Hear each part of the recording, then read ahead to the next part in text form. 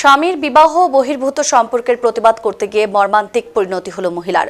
খুন করে ঝুলিয়ে দেওয়ার অভিযোগ উঠল স্বামী ও শ্বশুরবাড়ির লোকেদের বিরুদ্ধে। মালদা চাচল থানার খদিয়ারপুর গ্রামের ঘটনায় চাঞ্চল্য ছড়িয়েছে। খুনের অভিযোগ তুলে থানায় দ্বারস্থ পরিবার। পুলিশ সূত্রে জানা গেছে, মৃতার নাম সাবিনা পারভিন, বয়স 29। তাদের একটি 8 বছরের পুত্র সন্তান রয়েছে। অভিযোগ, একটি সন্তান হওয়ার পর থেকেই প্রতিবেশী মহিলার সঙ্গে বিবাহ বহির্ভূত সম্পর্কে জড়ায় তার স্বামী লালচন আলী। এ নিয়ে এই গ্রামে একাধিকবার সালিশি সভা হলেও সমস্যা মেটেনি। সালিশি সভায় প্রকাশ্যে নিজের ছেলেকে আবারও বিয়ে দেওয়ার হুমকি দেয় লালচনের বাবা। এ নিয়ে কয়েক বছর ধরে শারীরিক ও মানসিকভাবে অত্যাচারের শিকার হয়ে দিন কাটাচ্ছিলেন সাবিনা। রবিবার সেই অত্যাচারের মাত্রা বেড়ে যাওয়ায় মর্মান্তিক পরিণতি হলো। মেয়েকে খুনের অভিযোগ তুলল পরিবার। ঘটনার তদন্ত শুরু করেছে চাচল থানার পুলিশ।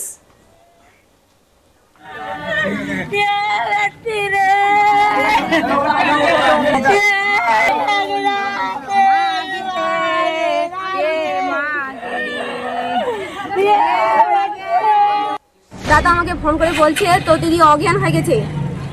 তো ফোনটা আমি বলছি, জিজ্ঞাসা করছি দাদা কি হয়েছে, ফোনটা কেটে দিল।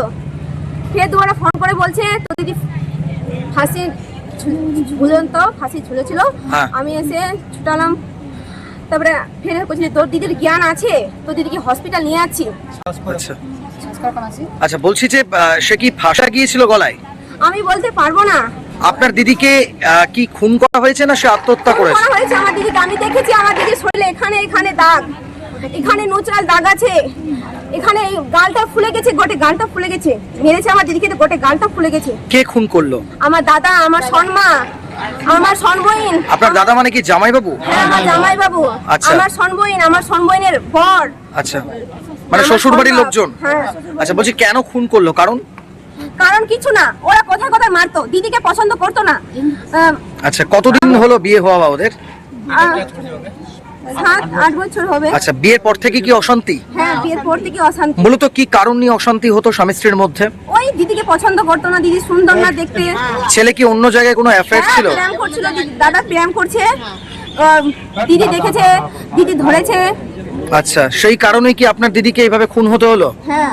আপনারা কি পুলিশে অভিযোগ করবেন? হ্যাঁ, করবো। কি চাইছেন এই মুহূর্তে? আমি শাস্তি চাইছি ওদের। কার শাস্তি চাইছেন? ওদের পরিবারের সবার শাস্তি চাইছি আমি।